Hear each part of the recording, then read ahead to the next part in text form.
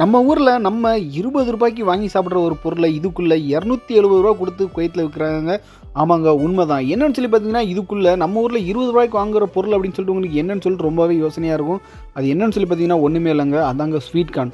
அதாவது பார்த்தீங்கன்னா, இந்த நம்ம ஊர்லலாம் பார்த்தீங்கன்னா ரோட்டு சைடில் இல்லை ஏதாவது காய்கறிகள்லாம் பார்த்தீங்கன்னா ரூ. 20 ஸ்வீட் கார்ன் வச்சு விற்பாங்க. அதுவும் பார்த்தீங்கன்னா அந்த ரூ. 20 ஸ்வீட் கார்னில் கூட பாதியை தான் கட் பண்ணி இந்த டப்பாக்கள் வச்சுருக்காங்க.